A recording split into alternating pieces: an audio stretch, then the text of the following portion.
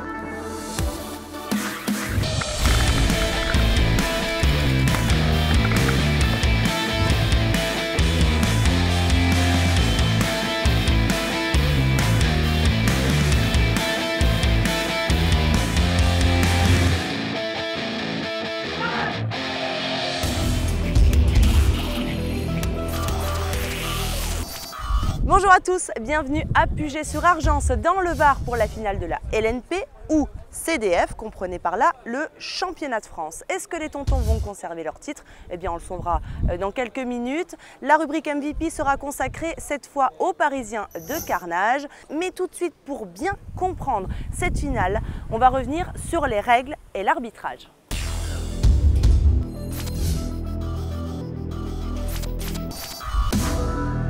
Le point essentiel dans le bon déroulement des opérations, c'est le corps arbitral. Chargé de veiller au respect des règles, il n'hésite pourtant pas à mouiller le maillot. Adrien nous en dit un peu plus sur ce rôle à part. Je suis le responsable de la commission arbitrage de la Fédération Paintball Sportif et donc je m'occupe de gérer les arbitres sur toute la France. Enfin, on est 10 arbitres sur le terrain, on a à peu près le même nombre d'arbitres que de joueurs. On a donc un chef terrain, c'est lui qui va gérer, qui va encadrer toute son équipe et qui va pouvoir cadrer tout le monde sur le terrain. Les arbitres qui sont debout vont gérer les arbitres au sol pour les orienter en fonction des besoins. Vous avez ensuite les door ref, donc les arbitres de porte, qui eux vont gérer en fait les entrées des terrains avec les deux infield, les deux arbitres au sol, qui viennent les aider à passer le radar, le chrony comme on l'appelle. C'est en fait prendre un lanceur, vérifier qu'il soit bien dans le cadre légal, qu'il ne tire pas plus de 10,5 billes seconde, qu'il ne tire pas à plus de 300 pieds par seconde. On a également les corners, les arbitres de base, les base refs, qui vont, quand les joueurs ont buzzé, ils vont venir faire les vérifications sur le joueur pour savoir s'il a pu avoir un impact qu'on aurait loupé sur la partie. Et on a 4 arbitres au sol et un arbitre à l'extérieur qui s'occupe justement de gérer ce qu'on appelle le scoreboard, donc l'écran où s'affichent les résultats.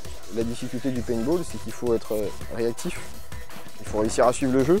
Pendant à peu près 1 heure, les arbitres sont sur le terrain non-stop, avec 30 secondes de pause pour nettoyer les obstacles avec leur raclette et pouvoir enchaîner sur un nouveau match tout en étant concentré, en ayant la chaleur et tous les éléments qui peuvent être personnels. L'arbitrage est en train de se développer petit à petit et aujourd'hui donc justement on a mis en place les initiations à l'arbitrage. On a essayé de faire un tronc commun, où on essaie de prêcher la bonne parole et qu'on essaie d'avoir un arbitrage identique partout en France. Et donc on essaie d'apporter ces initiations qui sont ouvertes à tout le monde, aux joueurs initialement, et aux gens qui peuvent être potentiellement intéressés par l'arbitrage, mais aux joueurs aussi pour avoir des bases d'arbitrage qui vont permettre à tout le monde de savoir comment faire avec. Parce que quand on joue, on a envie que tout soit parfait. Et quand on a un bad call, on se fait éliminer alors que finalement la bille n'a pas éclaté ou alors que c'était juste un transfert, ça peut tout changer sur un match. Un rôle capital qu'il est important de ne pas prendre à la légère et qui est déterminant à plus d'un titre.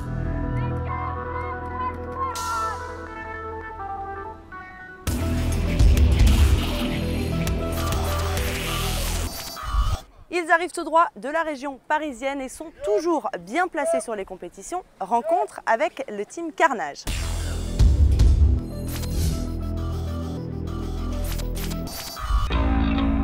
Dans la LNP, il n'y a pas que les équipes du Sud sur qui il faut compter.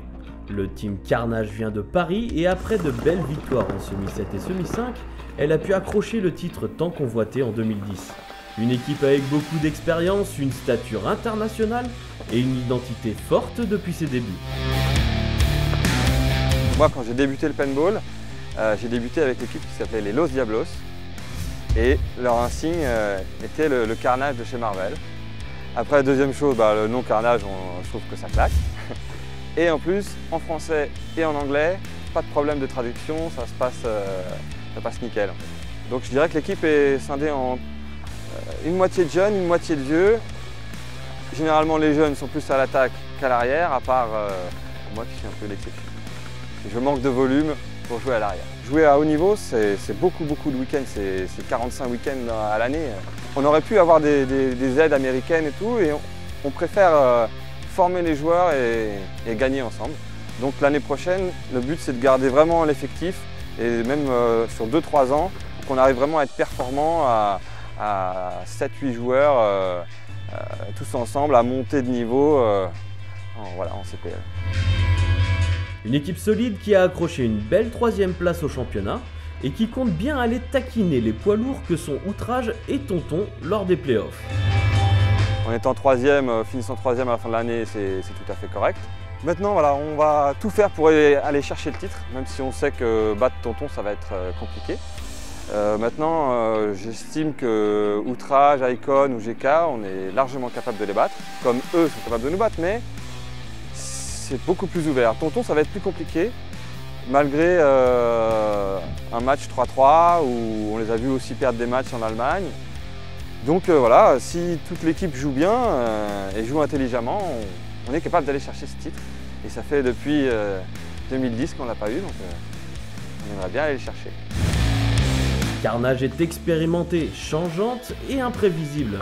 C'est une équipe qui n'a rien à perdre et pourrait bien créer la surprise lors de cette finale 2014.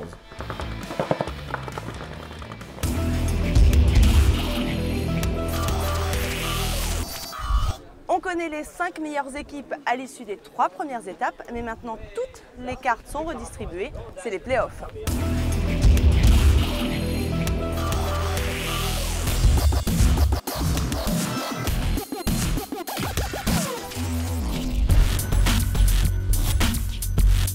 C'est la manche de tous les dangers aujourd'hui à Puget-sur-Argence. Les 5 équipes rescapées du championnat sont sous tension. Les Tontons sont bien sûr archi favoris tant ils ont survolé ce championnat, ne concédant aucun match lors de la saison.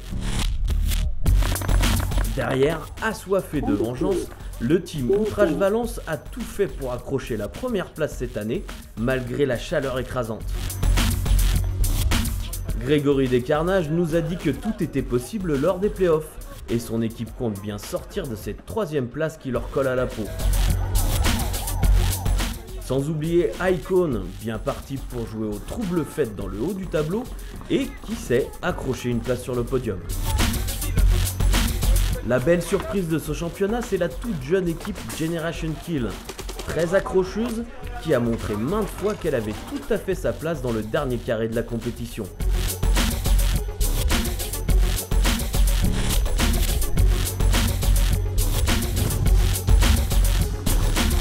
Et le moins qu'on puisse dire, c'est qu'ils ont été à la hauteur de leur réputation, puisqu'ils ont été les seuls à marquer des points face à tous leurs concurrents, même contre les invincibles Tontons. Les GK n'ont malheureusement remporté qu'un seul de leurs matchs contre les Icons. Mais ils se sont montrés tout de même très accrocheurs, comme ici face au Team Carnage, qui devront batailler dur pour finalement l'emporter à la sueur de leur front.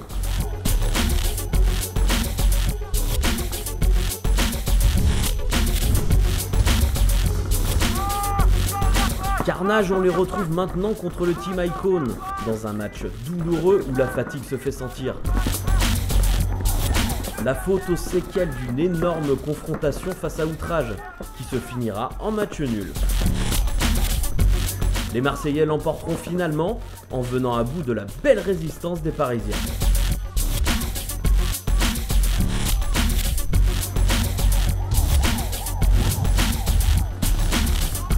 Malgré cette victoire, les Icons n'ont pas pour autant brillé ce week-end, perdant tous leurs autres matchs, comme ici face au rouleau compresseur des Tontons. Car ils n'ont pas flanché ce week-end, les flingueurs du Sud, développant leur jeu super efficace sans rencontrer de véritable opposition. Indéniablement au-dessus du lot, même contre la team Outrage venue à Puget pour en découdre.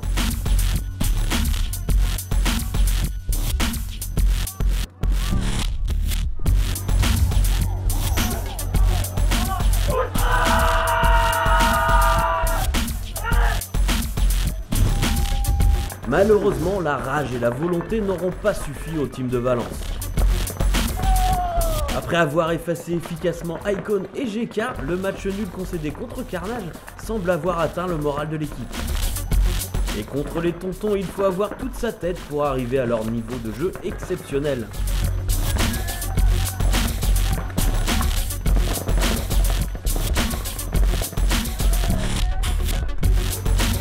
Ce ne sera donc pas cette année que le champion sera détrôné. Les tontons remportent une fois de plus le titre LNP, devant leur éternel dauphin Outrage et le team Carnage qui vient compléter ce podium, finalement très similaire au classement en sortie de championnat. La seule surprise de ce week-end vient des Generation Kill qui ont réussi à terrasser leurs concurrents marseillais de la team Icon. Bravo à toutes les équipes qui se sont défoncées pour offrir ce très beau championnat et qui promet une belle saison 2015 pour la LNP. On n'est pas un gros roster, là on n'était que 5 joueurs sur la manche parce qu'on a eu notre jeune qui était blessé, un petit jeune qu'on est en train de former, donc Thomas Mirmont. Donc nous étions que 5 justement. Et on se connaît très très bien, on joue énormément, que ce soit aux États-Unis, en Europe, en France.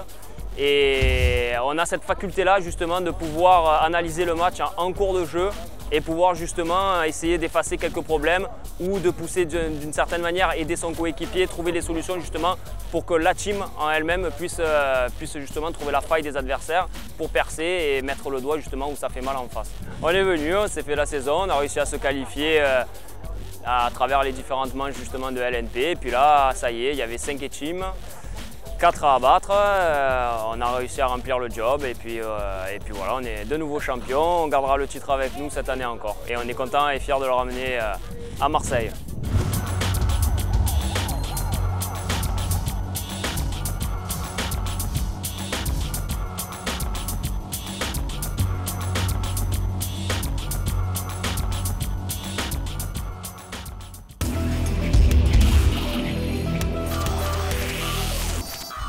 La saison 2014 de la LNP est maintenant terminée, mais Paintball Series reviendra avec un best-of. Comme on est toulousain et un peu chauvin, on ira faire un tour chez les Dagnir. À très bientôt.